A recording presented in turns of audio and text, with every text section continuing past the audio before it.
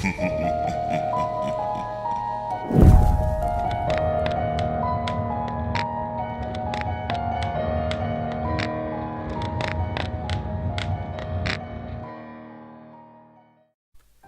first suspected that they were going to eat him when he noticed the distinct lack of Yuletide smells. It wasn't perhaps a conscious thought, at least not one which had been fully realized, but there was a clear, growing uneasiness within him. Somehow he just knew. Surely, if a family invited you for Christmas dinner, the house would be filled with the wonderful aromas associated with that annual feast. Succulent roast turkey, honey-glazed vegetables, perhaps the fumes of mulled wine, or a brandy-covered Christmas pudding, but no. All of these were absent. Yet, the table was set. It was a particularly bleak Christmas, and while snow was often welcome at that festive time of the year, the penetrating cold and frost which seemed to sabotage both homes and their residents' bodies was not. The temperature had plummeted on the 7th, and there had been little sign of any forthcoming reprieve. Families attempted as best they could to reach one another, but for many it was to be a lonely Christmas day. Travel, especially for the elderly, was almost impossible for fear of slipping on the ice. One fall was all it would take for a broken hip or shoulder, and for the more fragile individuals amongst them, recovering from such an injury was not an easy task, if one that was possible at all. Certainly not as easy as it would be for those of a younger vintage. The Cardinal family had taken pity on an elderly gentleman who had recently moved into the neighborhood only a few streets away. They were of an upstanding stock and took part in a local home help initiative, spending time with the old and vulnerable. Everyone knew and loved them. Timmy was the youngest, a boy of only 5 or 6. He was a child whom all looked upon with great adoration. Never complaining, never causing trouble, always adorable. And his 10-year-old sister, Camilla, was equally as admired. They were both a testament to the caring and nurturing parenting skills of Ben and Lucy Cardinal. Each year as the cold winter drew in, the Cardinal family were admired for their dedication and commitment to those around them, their passion, almost zeal, for helping those who were less fortunate. But behind the smiles and the skin-deep facade of that of a loving family lurked a far more sinister purpose. They had a tradition each year, you see, a way to reward themselves for their kindness and generosity. One which stemmed back through many previous generations of the Cardinal family. Each Christmas they would invite a guest for dinner who would be welcomed with open arms into their home, sat down at a beautifully set table, provided with humorous and enjoyable Christmas conversation, and then, by the light of the roaring, magical fire, the guest would be stabbed to death and eaten gratefully. They all reveled in the old tradition, with Timmy looking forward to it the most. He had a ferocious appetite and a waistline to match it. But children do get so wrapped up in the anticipation of a family Christmas, and his parents were delighted to see a growing boy fill his belly. Camilla was a more quiet disposition than her stout little brother, slight of figure with a pallid complexion which reminded all of her mother.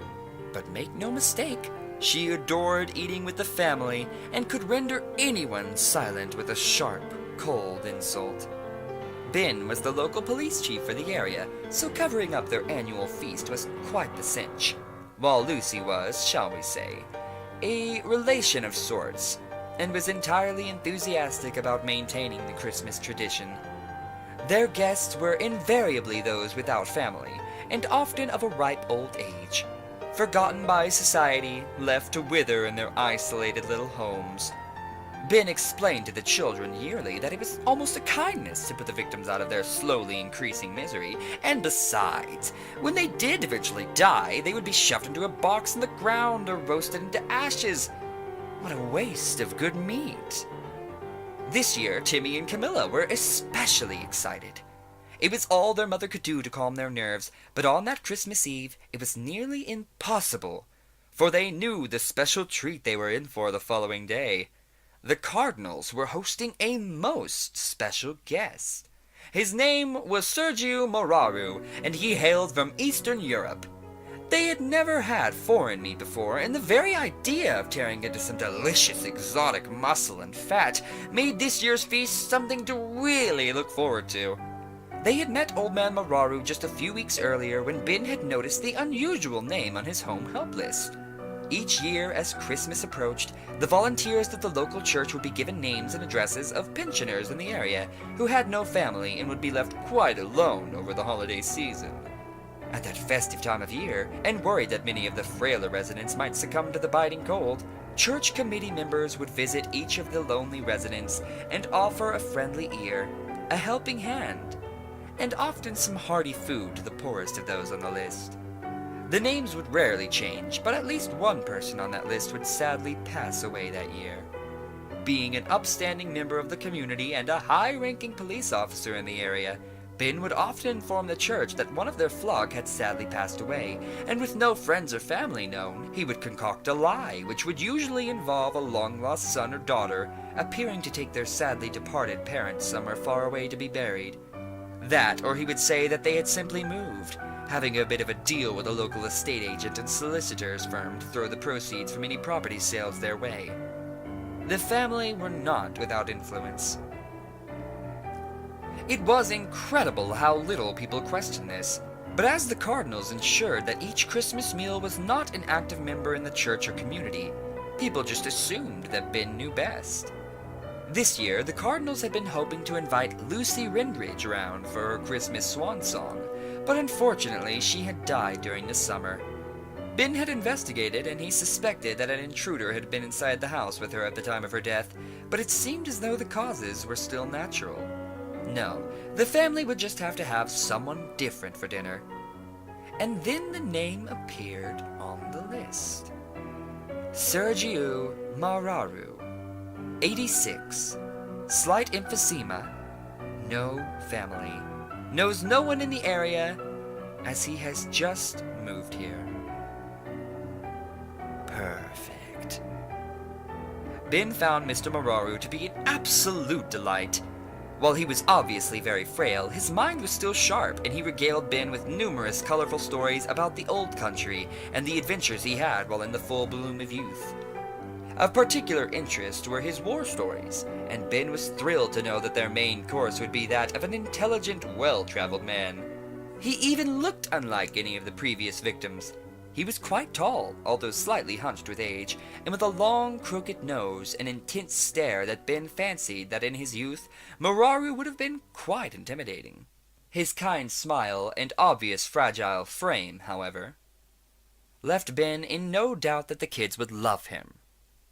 They enjoyed eating those with character and a gentle disposition. He always enjoyed the meat more if it had a keen mind and was out of the ordinary. As the family religion, one which had managed to stay unseen yet influential throughout the centuries, stated that the eating of another human being would transmit some of its strengths to those whom devoured it. As with many of those who can only look into the past rather than into the future, Sergio Maru enjoyed the company greatly, and was touched when Ben invited him to sit at his family's Christmas table. The old man was extremely frail, and required the assistance of both Ben and Camilla to help him in and out of Ben's car, and then into the house. His emphysema was particularly bad that day, as each step was accompanied by the wheezing, fluid-filled sounds of struggling lungs. Each room of the Cardinal home was draped into a multicolored selection of rather crass Christmas decorations, with numerous cards adorning every visible table and mantelpiece, showcasing just how popular Ben and his family really were. The table was beautifully laid with a red cotton cloth resting underneath an elegant cream dining set. The old man found that the rest of Ben's family were just as pleasant and congenial as he was. Timmy and Camilla were kind and very well behaved for their age, helping the frail old man to his chair carefully and then waiting on him, topping up his drink as their mother and father busied themselves in the kitchen. Finally, Lucy appeared, carrying a huge centerpiece plate. It was unusually large, and as she set it in the middle of the table, empty and devoid of food, Old Man Maru caught the look on Lucy's face. It was brief, and he immediately attempted to disregard it as a product of his imagination, but it unsettled him deeply. It was as if a private joke had passed between the eyes of Lucy and her children, a flicker of a grin, and not one of kindness or of Christmas spirit, but rather one resembling that of a conspiratorial bully, as if Sergio was the unwitting recipient of some unwholesome prank, waiting to be ridiculed.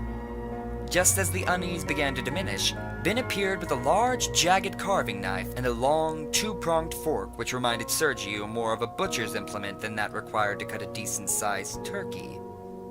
A turkey which became increasingly conspicuous by its absence. There they sat for over an hour, each member of the Cardinal family replenishing the old man's drink with enthusiasm and showing concern for every cough or moment of uncomfortable breathing experienced by their guest. But it was a strange concern. There they sat, gleefully, asking Maru questions and then listening to the stories and answers which came about his life, where he had lived, how many battles he had fought in. But the interest and concern seemed to be distant somehow. It was only skin deep. Each time their guest mentioned the old country, those same conspiracy-laden glances were traded across the table, as if excited, not by the content of the stories, but rather by the simple fact that Maru was a foreigner. The absence of not only food, but that of the mere mention of it, was unsettling enough. But what was more perplexing was that Ben repeatedly stole looks towards an antique clock, which sat on a mantelpiece above the fire. Looks which were poorly hidden and betrayed their purpose. He was counting down the minutes to some event. While the old man had no idea what that event was, the certainty was apparent that it was not connected to anything cooking in the kitchen oven. Maru knew there was simply no food being roasted, grilled, or even cooled in a window ledge nearby. Whatever was being planned, it was not going to involve him eating a Christmas meal. It was Camilla who stopped smiling first at his anecdotes and historical observations. She had ceased listening. No longer was she politely laughing at obvious jokes and the endearing sight of an old man repeating himself through forgetfulness.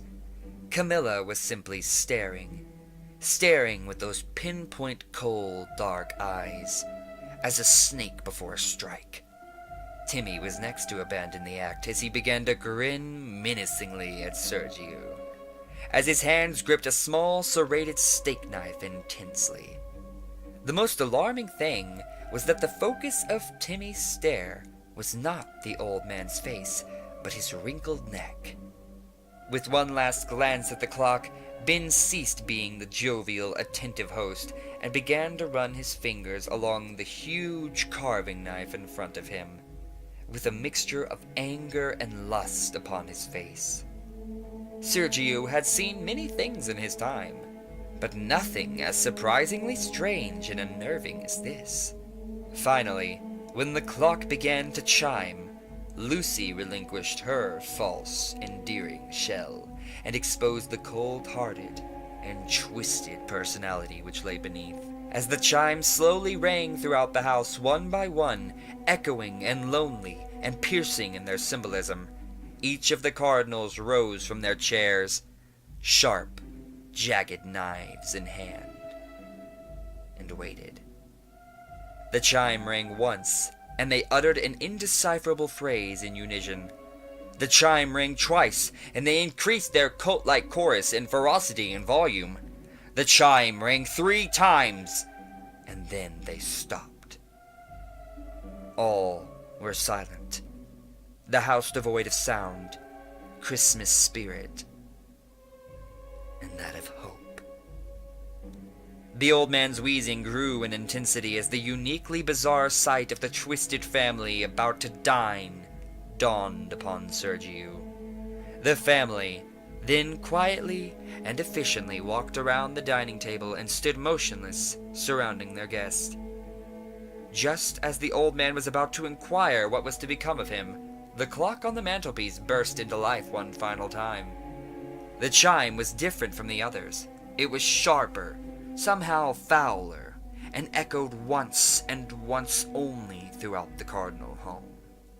From behind, Lucy slit the old man's throat from ear to ear as Ben thrust his carving knife deep into Sergio's stomach. Both parents then removed their knives and stood back, watching with pride as Camilla cut and stabbed repeatedly, while Timmy thrust his steak knife in and out of Maru's legs, neck, and arms.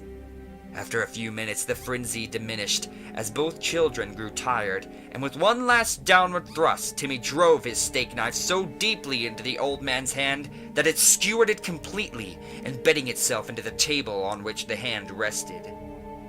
The children now ran to their parents' collective embrace. They hugged and rejoiced in what was a fantastic Christmas game, and now could look forward with delight to some succulent exotic meat.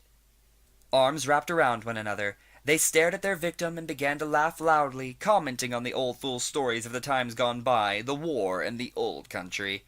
As they turned to each other once more, the laughter diminished, and they looked into each other's rosy, blood-covered faces, and shared a family moment. This had been one of Ben's favorite sacrifices. But the laughter had not completely ceased.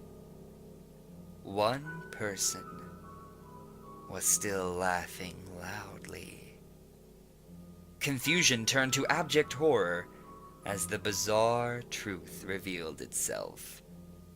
It was Mr. Maru, sitting, covered in blood, his head tilted back and the deep cut in his throat wide open. The dinner guest laughed loud and strong, a laugh which was both young and old. His head arched forward as he pulled Timmy's steak knife out of his hand, dropping it on the floor. Camilla screamed as Lucy hid behind Ben. What they thought to be a corpse now stared at them all, as they had stared at it with a singular purpose. Timmy began to pee himself and cry as two previously retracted fangs cracked through the old man's upper gum, revealing a serrated and terrifying grin. As he rose to his feet, Lucy fainted, and with both hunch and age now gone, the Cardinal's guest loomed tall and dark before them, his eyes piercing, telling tales of countries and decades and of centuries of existence. The vampire known as Sergio Maru ate well that Christmas.